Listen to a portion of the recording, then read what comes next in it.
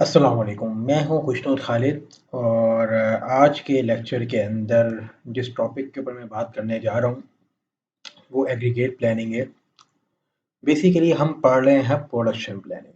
तो production planning के अंदर बहुत सारे कैटेगरीज आती हैं, एग्रीगेट प्लानिंग, फिर मास्टर प्रोडक्शन स्केड्यूल और फिर एमआरपी। ये सारी प्रोडक्शन प्लानिंग का ही पार्ट है। तो पहले ज़रा बेस लाइन समझ लेते हैं कि हम ये टॉपिक क्यों पढ़ रहे हैं और ये टॉपिक बेसिकली है क्या, इंडस्ट्री के अंदर इसकी क्या सिग्निफिकेंस है, प्रैक्टिकली जो है ये टॉपिक किधर अप्लाई होता है। तो ये सारी चीज़ें जो है हम थोड़ा पहले हम स्टडी कर लेते हैं। अच्छा जी, अब तो अगर हम डिमांड फोरकास्ट करते हैं किसी भी प्रोडक्ट की, तो फोरकास्टिंग के बाद हमें पता चल जाता है कि तकरीबन इस प्रोडक्ट की मार्केट कितनी है और ये प्रोडक्ट जो है वो मार्केट में कितनी सेल हो सकती है। तो ये तो हमें थोड़ा इसका आइडिया हो जाता है। अब मसला ये है कि अगर हमें ये पता है कि ये प्रोडक्ट इतनी बिकनी है मार्केट के अंदर, तो हमें उस क्वांटिटी के अंदर बनानी भी तो है। अगर मैंने उस क्वांटिटी से ज़्यादा बना दी तो प्रोडक्ट वेयरहाउस के अंदर पड़ी रहेगी, होल्ड हुई, या तो एक्सपायर हो जाएगी या ख़राब हो जाएगी, या वो पड़े-पड़े आपकी होल्डिंग कॉस्ट को इंक्रीज़ करेगी। और अगर कम क्वांटिटी में बनती है तो फिर जो है डिमांड होगी लेकिन प्रोडक्ट नहीं होगी, तो वही सप्लाई चेन का फेलियर आ गया दोबारा से। तो इसका मतलब ये है कि प्रोडक्शन प्लानिंग एक बहुत बड़ा पार्ट है, क्योंकि मैंने आपको अपने पहले लेक्चर में बताया था कि मार्केटिंग डिपार्टमेंट का काम होता है डिमांड को मैक्सिमाइज करना, किसी भी तरीके से कस्टमर को प्रोडक्ट को खरीदने पे राजी करना, कि कस्टमर बाकी तमाम ब्रांड्स को छोड़ के हमारी प्रोडक्ट को खरीदे। ये काम है मार्केटिंग वालों का।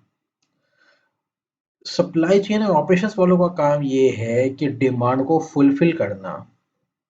अब डिमांड फुलफिल कैसे होगी? अगर प्रोडक्ट होगी, मिसाल के तौर पर आपने टीवी पे एक एडवर्टाइज देखा, वो एडवर्टाइज तो बहुत अच्छा आपको लगा और आपने बोला यार ये प्रोडक्ट मैं खरीदूंगा। आप खरीदने के लिए बाजार पहुंच गए, मार्केट पहुंच गए आप। जब आपने जहाँ पे जाके डिमांड जनरेट की, तो वहां पे आपको प्रोडक्ट मिली नहीं। दुकानदार ने आपसे बोला कि सर ये तो मेरे पास मौजूद नहीं है, शॉर्ट है, पीछे से आ नहीं रही। अब यहाँ पे हुआ क्या है, यहाँ पे मार्केटिंग वालों ने अपना काम कर दिया, एडवर्टाइज चलाकर आपको राजी कर दिया कि आप उनके प्रोडक्ट को खरीदें। यहाँ पे फेलियर हुआ है ऑपरेशन एंड सप्लाई चेन का, कि वो प्रोडक्ट को डिमांड, प्रोडक्शन को डिमांड के साथ अलाइन नहीं कर पाए। तो इसका मतलब ये है कि प्रोडक्शन प्लानिंग एक बड़ा इंपॉर्टेंट हेड है, बड़ा इंपॉर्टेंट टॉपिक है सप्लाई चेन के अंदर। क्योंकि अगर प्रोडक्शन प्लानिंग प्रॉपर नहीं होगी, तो फिर ये होगा, सप्लाई और डिमांड का झगड़ा फिर चलता रहेगा। फिर ये मार्केट से या तो चीज़ शॉर्ट होती रहेगी, या फिर वो इतनी ज़्यादा होगी कि खरीदने वाला कोई नहीं होगा। तो हम पहले स्टार्ट करेंगे एग्रीगेट प्लानिंग से। तो चलिए आइए लेक्चर का आगाज़ करते हैं अपने पास एग्रीगेट प्लानिंग से हो। तो एग्रीगेट प्लानिंग बेसिकली है क्या?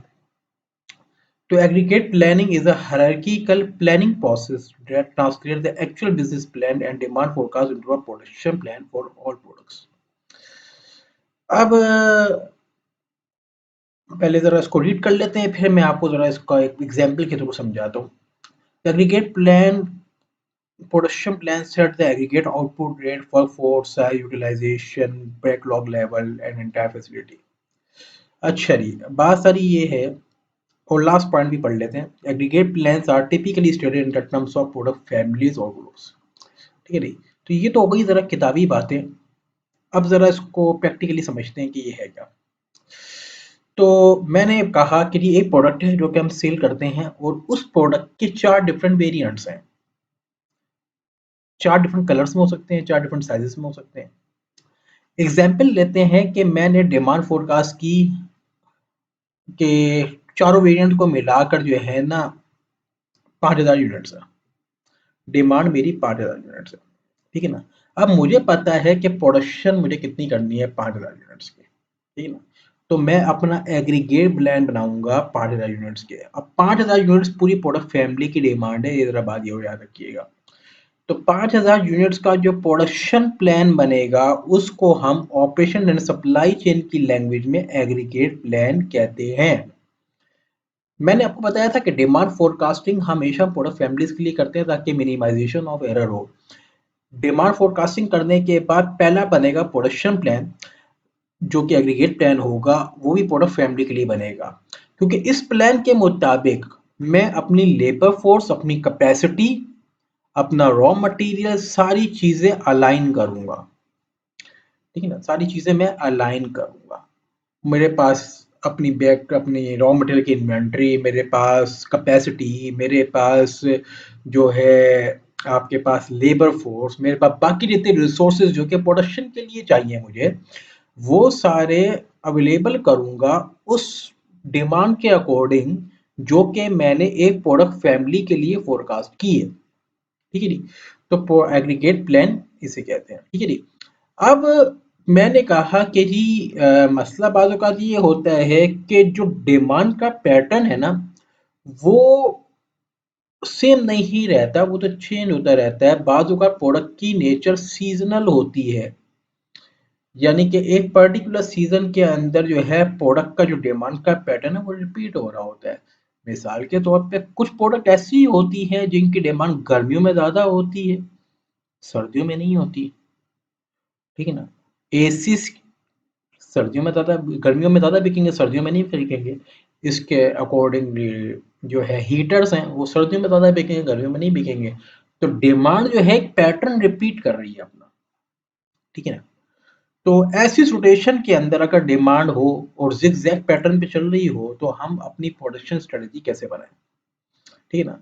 अब जरा बात को समझने की जरूरत है। दो तरीकों से हम अपनी प्रोडक्शन स्ट्रेटजी बना सकते हैं, बल्कि तीन तरीकों से बना सकते हैं। तो पहली बात हो रही है जो कि आपको उसके स्क्रीन पर नजर आ रहा है, इसको हम कहते हैं चेज स्ट्रेटजी। चेज स्ट्रेटजी ये कहती है कि डिमांड को चेज करो। मतलब क्या हुआ, इसका मतलब ये हुआ कि भाई जितनी डिमांड है उतनी प्रोडक्शन करें आप। डिमांड कम हो रही है तो आप प्रोडक्शन कम कर दें, डिमांड बढ़ रही है तो प्रोडक्शन बढ़ा दें, ठीक है ना। सुनने में तो बहुत अच्छा लग रहा है ना कि जितनी डिमांड है उतनी प्रोडक्शन की जाए, लेकिन हर चीज के अगर हमें फायदे नजर आते हैं तो कुछ नुकसान भी तो होते हैं। चेस स्ट्रेटजी का फायदा तो ये है कि हमारे पास इन्वेंट्री डंप नहीं होती, क्योंकि हम ज्यादा जब बना ही नहीं रहे तो इन्वेंट्री डंप क्यों होगी। लेकिन इसका नुकसान ये है कि जब लो डिमांड सीजन होगा तो आपकी लेबर क्या करेगी, काम तो होगा नहीं। आपका जो बाकी जो रिसोर्सेज हैं वो वेस्ट होंगे, आपकी कैपेसिटी वेस्ट होगी, ठीक है ना। तो आपके पास मसला ये आएगा कि हमें लेबर फोर्स कम करनी पड़ेगी, लेबर फोर्स को ले ऑफ पे भेजना पड़ेगा। ये प्रैक्टिकली हमने इंडस्ट्री में देखा है। तो ले ऑफ पे जब आपकी लेबर जाएगी तो ले ऑफ की भी कॉस्ट है। और फिर जब डिमांड शूट करती है तो रिसोर्सेज बढ़ाने पड़ेंगे, मुझे अपनी लेबर्स, अपनी मशीनरीज को बढ़ानी पड़ेंगी, तो मेरे पास लेबर की हायरिंग की कॉस्ट, एक्विजिशन वगैरह की कॉस्ट वो इंक्रीज कर जाएगी, ठीक है ना। इसका मतलब है चेज स्ट्रेटजी के अंदर मेन जो एडजस्टमेंट हमें करनी पड़ रही है वो लेबर की करनी पड़ रही है। अगर हाई डिमांड सीजन होता है तो लेबर बढ़ानी पड़ेगी, हायरिंग की कॉस्ट होगी। लो डिमांड सीजन होता है तो हमें लेबर को ले ऑफ पे भेजना पड़ेगा, यानी कि लेबर को कम करने की जरूरत पड़ेगी, ठीक है ना। इसमें ये कॉस्ट हमें इंक्रीज होती हुई नजर आ रही है, ठीक है ना। तो अब इसको एक डायग्राम से भी समझते हैं कि ये आपके सामने जो ग्राफ आ रहा है इसके अंदर जो रेड लाइन है ना, जो कि सॉलिड लाइन है, ये डिमांड पैटर्न को शो कर रही है, और जो डॉटेड लाइन है प्रोडक्शन। तो प्रोडक्शन जो लाइन जो है ना, जो डॉटेड लाइन है, वो डार्क लाइन के साथ अकॉर्डिंगली चेंज हो रही है। यानी कि जैसे जैसे हमारी डार्क लाइन जा रही है रेड कलर की, वैसे वैसे डॉटेड लाइन भी जा रही है। तो जो प्रोडक्शन है वो डिमांड को चेज कर रही है, इसलिए इसको हम क्या कहते हैं, चेज स्ट्रेटजी कहते हैं, ठीक है ना। तो चेज स्ट्रेटजी का मतलब ये है कि हमारे पास जितनी डिमांड होगी इतनी प्रोडक्शन होगी, ठीक है ना। और दूसरी इसकी प्रॉपर्टी ये है कि इसमें दो एक्सेस कॉस्ट फैक्टर होंगे, एक हायरिंग कॉस्ट जो कि हम लेबर को हायर करने पे लगाएंगे। एक ले ऑफ कॉस्ट जब हम लेबर उसको क्या करेंगे, डिक्रीज करेंगे अपनी लेबर फोर्स को। दूसरी इसकी प्रॉपर्टी ये है कि इसके अंदर एंडिंग इन्वेंट्री का लेवल सेम रहेगा। क्यों सेम रहेगा? मिसाल के तौर पे मेरे पास 100 यूनिट स्टॉक में थे, 200 की डिमांड थी, मैंने 200 ही बना दिए, तो 100 यूनिट अपनी जगह पड़े रहेंगे, तो वो तो चेंज नहीं होंगे। तो एंडिंग इन्वेंट्री चेंज नहीं होती, लिहाजा यहाँ पे होल्डिंग कॉस्ट कम होगी। ठीक है ना, क्योंकि इन्वेंट्री जब होल्ड ही नहीं हो रही तो होल्ड यहाँ पे हमारे पास होल्डिंग कॉस्ट क्या होगी, कम होगी। ठीक है जी। तो ये तो हो गया हमारे पास किसकी बात हो गई जी, चेस स्ट्रेटेजी की। अब जरा बात करते हैं लेवल प्रोटेक्शन स्ट्रेटेजी। नाम से हमें जाहिर हो रहा है कि लेवल का मतलब ये है कि प्रोडक्शन लेवल रहेगी, चेंज नहीं होगी। डिमांड तो चेंज हो रही है अकॉर्डिंगली, लेकिन डिमांड के अकॉर्डिंगली हम प्रोडक्शन को अलाइन करेंगे। प्रोडक्शन को तो हम अपनी जगह पे लेवल पे रखेंगे, प्रोडक्शन चेंज नहीं करेंगे। इससे हमें बेनिफिट क्या होगा? इससे मैंने कहा ना कि हर स्ट्रेटजी के नुकसान भी है, फायदे भी हैं। इसके हमें फायदा तो ये होगा कि हमारे पास जो कैपेसिटी है हम उसको मैक्सिमम यूटिलाइज कर सकेंगे, क्योंकि हमने अगर मुझे पता है कि मैंने लेवल पर प्रोडक्शन रखनी है तो मैं अपनी कैपेसिटी, अपनी लेबर फोर्स उसके अकॉर्डिंगली अलाइन करूंगा, और वो मुझे चेंज नहीं करनी पड़ेगी क्योंकि मुझे प्रोडक्शन चेंज नहीं करनी पड़ रही। तो भाई डिमांड कुछ भी हो, मैंने प्रोडक्शन को एवरेज करके एक लेवल पे चला दिया, अब मैं उसको चेंज नहीं करूंगा, इसी को लेवल स्ट्रेटजी कहते हैं। लेकिन नुकसानात भी तो है ना। नुकसानात कैसे हैं, ये हम समझते हैं इस डायग्राम से। ठीक है, इस डायग्राम से। अब ये जो ब्लू लाइन है ना, ये ये जिगजैग जा रही है, और ये जो ब्लू लाइन है ये डिमांड पैटर्न को शो कर रही है, आपके सामने जो ग्राफ है। और ये डॉटेड लाइन है ना, ये प्रोडक्शन को शो कर रही है, और ये स्ट्रेट जा रही है, इसको हम कहते हैं लेवल प्रोडक्शन। अब स्टार्टिंग के अंदर ये हुआ कि डिमांड कम थी और प्रोडक्शन ज्यादा थी, तो आपने प्रोडक्शन जब डिमांड से ज्यादा कर दी, तो इसका मतलब है इन्वेंट्री का लेवल ऊपर जाएगा, तो इस लेवल के ऊपर क्या होगा, बिल्ड इन्वेंट्री होगी। ठीक है जी। एक टाइम पीरियड ऐसा आएगा कि जी आपके पास डिमांड शूट कर जाएगी, प्रोडक्शन कम होगी, तो यहाँ पे बिल्ड हुई इन्वेंट्री को हम यहाँ पे क्या करेंगे, यूज करेंगे। एक एग्जाम्पल ऐसे है कि अगर एसीज जो हैं वो गर्मियों में ज़्यादा बिकते हैं, तो आप सर्दियों में बना के स्टोर कर लें, और सर्दियों में बना के स्टोर करने के बाद उसको यूज़ कब करें आप, जब उसके गर्मियों में डिमांड बढ़े तो उसको वहाँ पे आप यूटिलाइज करें। ठीक है ना, तो ये एक स्ट्रेटजी भी हो सकती है। लेकिन नुकसान क्या हो रहा है यहाँ पे, नुकसान यहाँ पे ये हो रहा है कि जब आपके पास प्रोडक्शन डिमांड से ज़्यादा हो जाएगी, तो आपको इन्वेंट्री होल्ड करनी पड़ेगी, जिसकी वजह से होल्डिंग कॉस्ट इंक्रीज होगी। तो वेयर हाउस वाले चीखेंगे, यार इतनी इन्वेंट्री क्यों डंप कर रहे हो, जब जब हमारे पास जब हाई डिमांड सीजन है उस टाइम पे बनाना, आप अभी क्यों बना बना के रख रहे हो। तो ये भी एक नुकसान होता है। तो ये भी एक हमारे पास क्या, एक डिफरेंट स्ट्रेटजीज हमारे पास हो सकती है। अच्छा, एग्रीगेट प्लानिंग अभी का भी हम बेसिक पढ़ रहे हैं, एडवांस भी पढ़ेंगे, उसमें हम कॉस्टिंग वगैरह सब करेंगे अभी हम। ठीक है ना, तो अभी ये बेसिक्स पढ़ रहे हैं।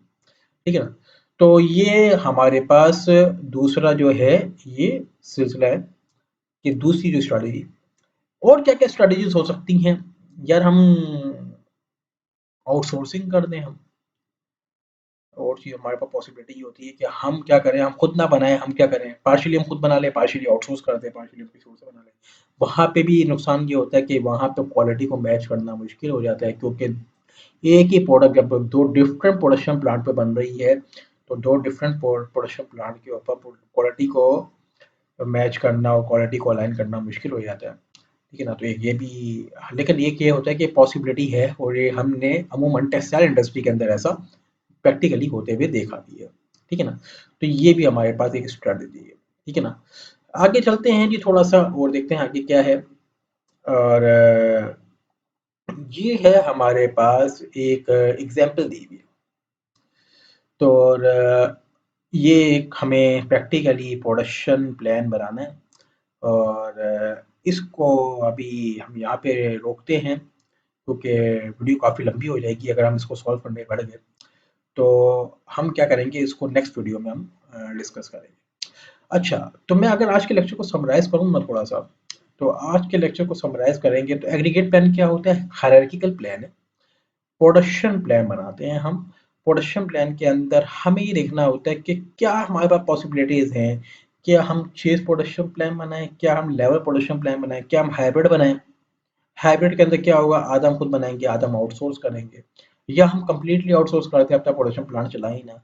ये तमाम प्लानिंग कहलाती है एग्रीगेट प्लानिंग। अगर हम खुद बनाते हैं तो कितना रिसोर्सेज़ चाहिए होंगे, कितनी लेबर चाहिए होगी, कितने वर्किंग आवर्स चाहिए होंगे, कितने अवेलेबल हैं, कितनी मशीनरीज़ हैं, ये सारी प्लानिंग हमारे पास एग्रीगेट प्लानिंग के अंदर आती है। ठीक है ना? तो आप इन टच रहें, ये इंशाल्लाह बड़ा डिबेटेबल टॉपिक है और बड़ा जो है अच्छा टॉपिक है। इसको इंशाल्लाह हम आगे चल के एडवांस लेवल के ऊपर जाके इसको हम करेंगे। हम बाकायदा इसकी कॉस्टिंग निकालना सीखेंगे कि किस तरीके से हम कॉस्टिंग करते हैं। अभी अब पहले इनिशियल स्केजुअलिंग सीखेंगे, फिर हम आगे कॉस्टिंग भी सीखेंगे, किस तरीके से कॉस्टिंग, फिर हम एमपीएस भी पढ़ाएँगे, हम एमआरपी भी पढ़ाएँगे, सारी चीज़ें हम इसमें इंशाल्लाह हम स्टडी करेंगे, ठीक है ना? तो उम्मीद है इंशाल्लाह आपको काफ़ी अच्छा कंटेंट जो है इस प्लेटफ़ॉर्म से देखने को मिलेगा, ठीक है ना? तो वीडियो अगर अच्छी लग रही है तो आप इसको आगे शेयर भी करें, सब्सक्राइब भी करें, कोई अगर आपको क्वेरी है तो आप नीचे कमेंट भी करें।